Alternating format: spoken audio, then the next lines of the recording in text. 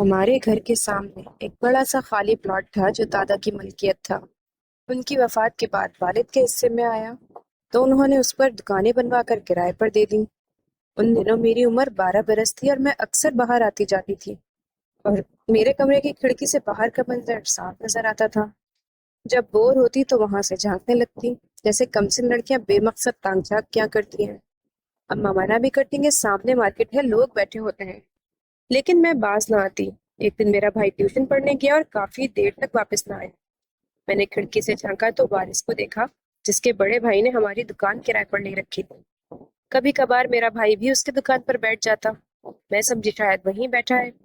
وارث کی پشت میری طرف تھی اور میں اسے غور سے دیکھ رہی تھی۔ اس نے مڑ کر دیکھا تو یہ سمجھا کہ میں اسے دیکھ رہی ہوں، حالانکہ میں تو اپنے بھائی کو تلاش کر رہی تھی۔ وارث اکثر اپنے بھائی کے اسٹور پر آتا تھا، مگر میں نے اس بات پر خاص توجہ نہ دی۔ اس کے بعد جب بھی کھڑکی میں جاتی وہ مجھے دیکھتا رہتا۔ بالآخر مجھے احساس ہو گیا کہ وہ مجھے ہی دیکھتا ہے۔ تبھی میں نے کھڑکی کے پاس جانا چھوڑ دیا۔ 2 3 دن بعد اس نے ہمارے گھر فون کیا۔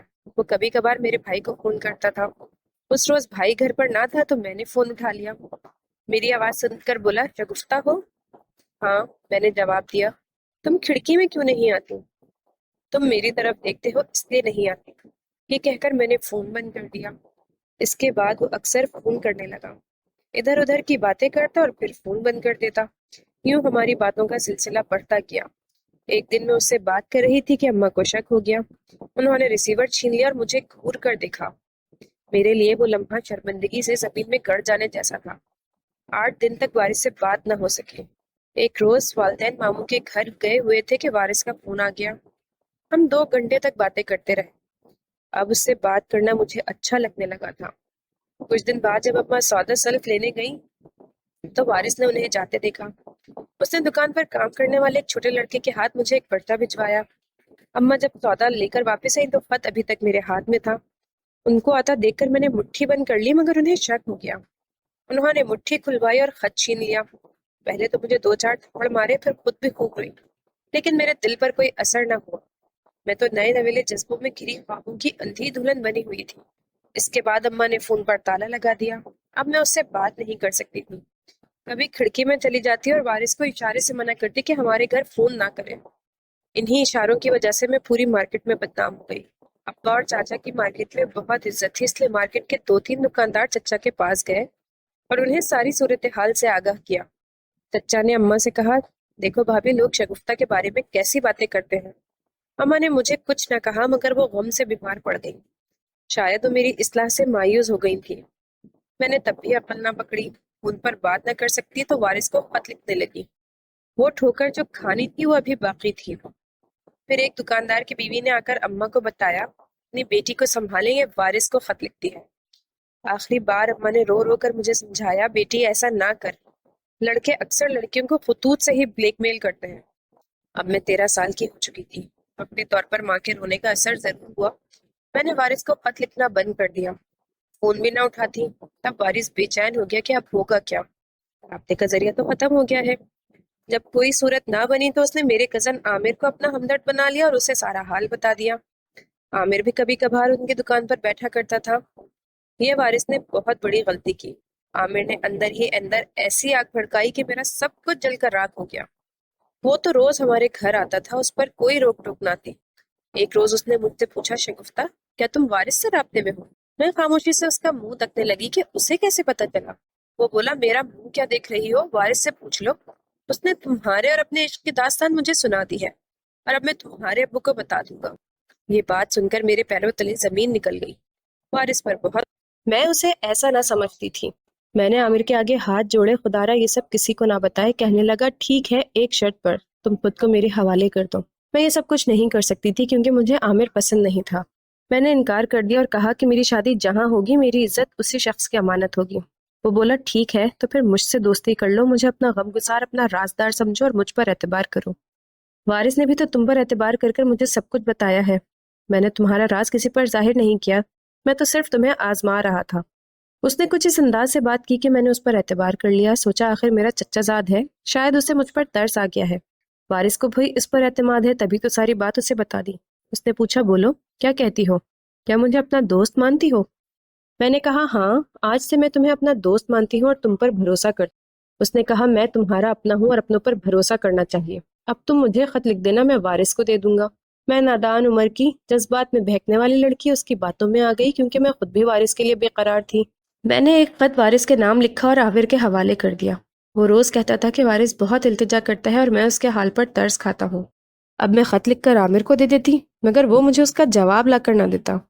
میں نے وارث کو 3-4 خط لکھے۔ جب کوئی جواب نہ ملا تو سوچا آخری خط لکھتی ہوں، اگر اب بھی جواب نہ آیا تو پھر کبھی نہ لکھوں گی۔ میں خط لکھ ہی رہی تھی کہ اماں کمرے میں آ گئی۔ میں نے جلدی سے خط میز کی دراز میں رکھ دیا۔ وہ سمجھیں کہ میں اب بھی وارث کو محبت نامہ لکھتی ہوں۔ وہ نہ سمجھ سکیں کہ یہ عامر کی کارستانی ہے، اور میں خود عامر کے بارے میں کیسے بتاتی۔ اماں سارا دکھ اپنی جان پر لے لیتی تھیں، ابو کو کچھ نہ بتاتی، کیونکہ وہ تو مجھے جان سے مارنے کو آ جاتے۔ اس واقعے کے بعد اماں نے مجھے خالہ کے گھر دوسرے شہر بھیج دیا تاکہ میں وارث سے دور ہو جاؤں، حالانکہ میں پہلے ہی اس سے دور ہو چکی تھی۔ اب تو عامر میری جان کو آ لگا تھا، جس کی نفسیات کا مجھے اندازہ نہ تھا۔ عامر صاحب خالہ کے گھر بھی پہنچ گئے، دوست بن کر میرا دکھ بانٹنے کے بہانے۔ وہاں امی بیمار ہو گئی۔ میں نے فیصلہ کیا کہ اب نہ کبھی وارث کو خط لکھوں گی اور نہ عامر کو دوں گی۔ پھر بھی عامر نے میرا پیچھا نہ چھوڑا۔ اس لحاظ سے وارث بہتر انسان تھا کہ میں نے جب اس سے رابطہ ختم کیا تو اس نے پھر کبھی مجھے تنگ نہیں کیا، مگر میرا یہ چچا ذات تو جھاڑ کا کانٹا بن چکا تھا۔ مجھے معلوم نہ تھا کہ عامر ہار ماننے والا نہیں۔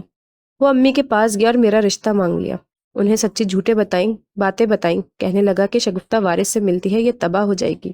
میں ہر حال میں خاندان کی عزت بچانا چاہتا ہوں، ورنہ ایک نہ ایک دن اس کی بدنامی تایا جی کے کان میں پڑ جائے گی، اور وہ آپ کا اور آپ کی نادان بیٹی کا حشر نشر کر دیں گے۔ بات اب بھی میرے قابو میں ہے۔ ایسی ہی باتیں کر کے امی کو ڈرا دھمکا کر ان کا دل پگھلا لیا، اور انہوں نے میرا رشتہ دینے کی حامی بھر لی۔ حالانکہ پہلے جب چچا عامر کے لیے رشتہ مانگتے تھے تو سب سے زیادہ مخالفت میری ماں ہی کیا کرتی تھی۔ ابو اپنے اس بھتیجے کو روز اول سے پسند نہیں کرتے تھے، وہ اس کی خصلت کو جانتے تھے۔ میٹرک بھی پاس نہ کر سکا تھا، اوپر سے آرا لڑکوں میں اٹھتا بیٹھتا، بھنگ اور چرس پیتا، جوا کھیلتا تھا۔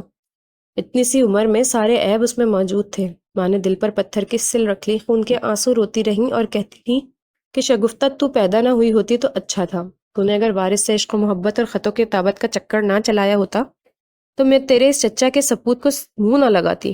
میرے خط جو وارث کے نام تھے وہ سب عامر کے مٹھی میں تھے۔ وہ 1 منٹ میں ہماری عزت 2 کौड़ी کی کر سکتا تھا۔ والد صاحب کو ایسی باتیں لگا تاکہ وہ مجھے جان سے مارنے سے دریغ نہیں کرتے، اور امی کو طلاق ہو سکتی تھی۔ ہم کس قدر بھیانک موڑ پر کھڑے تھے، یہ زندگی مجھے کہاں لے آئی تھی۔ ماں کا حال مجھ سے دیکھا نہ جاتا، جی چاہتا کہ خودکشی کر لوں۔ امی چچی کی خصلت بھی جانتی تھیں اور اب اپنی بیٹی بھی اسی عورت کو سونپ رہی تھی۔ چچی ہر ایک سے کہتی تھی کہ کیا کروں، بیٹے سے مجبور ہوں جس کو شگفتہ نے اپنی الفت کے جال میں پھنسا لیا ہے، ورنہ میں تو کبھی اس کو بہو نہ بناتی۔ ادھر عامر میری ماں کو بار بار جتلاتا کہ میں نے شگفتہ سے شادی نہ کی تو اسے کون قبول کرے گا۔ وارث نے تو ہر کسی دوست سے اس کو اور اپنا تعلق ظاہر کر دیا ہے۔ یہ گلی میں بدنام ہو چکی ہے، کسی روز ضرور تایا کے کانوں میں یہ باتیں پڑیں گی، کیونکہ ساری مارکیٹ میں ہر ایک کے منہ پر اس کی داستان ہے۔ اماں نفسیاتی دباؤ میں آ گئیں۔ میں خود عامر کی باتیں سن کر کانپ جاتی تھی، لیکن ہم ماں بیٹیاں ابو سے اتنا ڈرتی تھیں جیسے بکرا قصائی سے ڈرتا ہے۔ یہاں تو معاملہ ایسا تھا کہ ہمیں کنویں میں چھلانگ لگانا منظور تھا، مگر یہ منظور نہ تھا کہ کوئی میرے ہاتھ کے لکھے خط ابو کو دے دے۔ وہ میری جو درگت بناتے سو بناتے، وارث کی گردن بھی دبوچ لیتے۔ بس یہی خوف تھا جس کی وجہ سے میری زندگی داؤ پر لگی تھی۔ کاش میں اپنے باپ سے اتنا نہ ڈرتی، اگر وہ مار دیتے مر جانا قبول کر دیتی، لیکن عامر کی چال میں نہ آتی۔ ابو اپنے اس بھتیجے سے نالاں تھے، مگر امی نے زور ڈالا کہ عامر جیسا بھی ہے اپنا ہے۔ یوں وہ خاموش ہو گئے۔ بولے اللہ مالک ہے، اگر وہ سدھر گیا تو اسے کاروبار کرا دوں گا، ایک دکان اس کے نام کر دوں گا، شاید میرے احسانات اور دباؤ میں آ کر سیدھے رستے پر آ جائے اور آوارہ لڑکوں کی صحبت چھوڑ دے۔ یوں انہوں نے مجھے عامر سے بیاہ دیا۔ گھر سے باہر کی دنیا میں بھی میرے والد کا رعب تھا، صاحب حیثیت و صاحب جائیداد تھا، سارا محلہ ان کی عزت کرتا تھا۔ جدھر سے گزرتے سلام سلام کی آوازیں آتی۔ امی ان کی اس عزت و آبرو پر آنچ نہ آتے دینا چاہتی تھیں، اور میں بدبخت نہ سمجھ ان کی عزت پر بٹا لگانے پر تلی تھی۔ تبھی ماں نے میرے سدھرنے سے مایوس ہو کر مجھے عزت سے بیاہنے کا بیڑا اٹھا لیا۔ میں دلہن بن کر عامر کے گھر آ گئی، لیکن یہ بات تو روز روشن کی طرح عیاں تھی۔ ایک مرد کو جب پتا ہو کہ اس کی بیوی شادی سے قبل کسی اور کو پسند کرتی تھی، وہ کیسے بیوی کو سزا نہ دے گا، اور وہ بھی عامر جیسا بدقماش اور لالچی۔ جائیداد کے لالچ میں مجھ سے شادی کر لی، دکان اور کاروبار کے لیے روپیہ بھی بٹور لیا، جہیز بھی ڈھیر سارا اس کے گھر ابو نے پہنچا دیا۔ یوں کچھ دن اس نے میرے ساتھ شانت گزارے، لیکن اندر فطری انتقام کی چنگاری اس کا تن من سلگا رہی تھی۔ جو ہی ابو کا انتقال ہوا اس نے پنجے نکال لیے، گویا اسی دن کا انتظار تھا۔ اب مجھے ستانا شروع کر دیا، تانے، وارث کے نام سے اذیت بھری باتیں، دن رات ایسا ہی رویہ رکھا کہ میری زندگی اچیرن کر ڈالی۔ میں روتی ہوئی ماں کے پاس جاتی تو وہ مجھے کو برا بھلا کہتی کہ اسی دن کے لیے تجھے منع کرتی تھی اور تو نہ سمجھتی تھی۔ کبھی روتی تو گلے لگا لیتی اور کبھی دعا کرتی کہ خدا عامر کو سمجھ دے، وہ ان کی بیٹی کو اذیت دینا چھوڑ دے۔ 4 سال میں نے ایسے ہی گزار دیے۔ امی میرے غم میں گھل گھل کر ختم ہو گئی۔ چچا کا بہت سہارا تھا، لیکن 2 سال بعد وہ بھی چل دیے۔ اب تو عامر کی بنائی، وہ گھر کا سربراہ تھا۔ اللہ نے مجھے ایک بیٹے اور بیٹی سے نوازا، مگر وہ بھی ایک کے بعد دیگرے فوت ہو گئے۔ خاندان میں شادیاں کرنے کے رواج کی وجہ سے ان میں کوئی وراثتی بیماری تھی کہ ان کا خون نہیں بنتا تھا۔ یوں میں ناخوش اور نامراد رہی۔ چچی کبھی کبھی مجھ سے ہمدردی کرتی، دعا بھی دیتی، عامر کو سمجھاتی کہ اس کو مت ستایا کرو، بیوی ہے، اذیت دینا چھوڑ دو، خدا ناراض ہوگا، اس کے ساتھ اچھا سلوک رکھو۔ مگر وہ ساس تھیں، کبھی مزاج بدل جاتا تو کہتی عامر تم دوسری شادی کر لو، ہمیں اولاد چاہیے۔ عامر بد فطرت تھا، جانے وہ کس پر گیا تھا، ہمیشہ غلط لوگوں سے اس کی دوستیاں ہوتی، برے لوگوں کی صحبت اسے پسند آتی۔ آخر کار اس نے بازار حسن کا رستہ دیکھ لیا تو رہی صحیح غیرت و حمیت جاتی رہی۔ دن رات وہ طوائفوں کے قدموں میں پڑا رہنے لگا، شراب و کباب کا رسیہ ہو گیا۔ جب ساری دولت طوائفوں پر لٹا بیٹھا تو ان کو بااثر عیاش دولت مندوں تک پہنچ کر اس ذریعے سے روپیہ کمانے میں لگ گیا۔ یہ روپیہ کمانے کا آسان اور گھٹیا ترین راستہ تھا جس پر وہ چل پڑا۔ ایک جواری شرابی دوست شابو بھی اس کے ہمرکاب ہو گیا۔ میرا ایک ہی بھائی تھا جو والد کے کاروبار اور مارکیٹ کی آمدنی سنبھال رہا تھا۔ اسے ہم سے غرض نہ تھی، میں کہ چلی جاتی تو آؤ بھگت کر لیتا، مگر دکھ سکھ کے بارے میں نہیں پوچھتا۔ ادھر عامر مجھے کہتا تیرا بھائی اکیلے ہی باپ کی دولت اور وراثت سنبھالتا ہے، اس سے مطالبہ کرو کہ تم کو آمدن کا آدھا حصہ دیا کرے۔ بھائی بھلا کب یہ بات ماننے والا تھا؟ وہ کہتا کہ عامر کہتا کہ اس پر وراثت کا کیس کرو۔ میں تو پہلے سے ہی اس کی بلیک میلنگ کا شکار تھی، اب بھائی کی رہن سہن رہی صحیح رشتہ داری سے بھی جاتی۔ اس بات پر راضی نہ ہوئی تو عامر پھر سے پاگل ہو گیا۔ اسے ہر حال میں پیسہ چاہیے تھا۔ وہ عزت و محنت والا کوئی کام نہیں کرنا چاہتا تھا۔ چونکہ اس کا ٹھکانہ بازار حسن کا محلہ تھا، وہ وہاں رہ کر انہی لوگوں میں رنگ گیا تھا، یہاں تک کہ وہ نہ جانے کہاں سے نئی نئی لڑکیاں گھر لاتا اور اس سے سودے بناتا۔ میں اس کو اس کام سے روکتی تو مجھ پر ہاتھ تک اٹھا دیتا۔ چچی نے روکا تو ان کو بھی جھڑکنے اور دباؤ میں رکھنے لگا۔ چچی بیچاری بیمار تھیں، بالآخر انہوں نے بھی اس دنیا کو الوداع کہہ دیا۔ ایک انہی قدم تھا جن کے سہارے میں بدقماش اور بغیرت انسان کے گھر میں اپنی عزت سنبھالے پڑی تھی۔ یہ سہارا بھی نہ رہا تو میں نے جانا کہ میرے سر سے آسمان چلا گیا ہے اور قدموں کے نیچے زمین تک نہ رہی۔ نہ جانے کب سے عامر کے دل میں ایسی غلیظ خواہش پل رہی تھی کہ ماں کے مرتے ہی وہ بھی مجھ کو پیسوں کی خاطر مال بنانے کی سوچنے لگا۔ میں اس کی نیت سے لا علم تھی، لیکن ایک روز میں نے اسے اپنے دوست سے باتیں کرتے سن لیا۔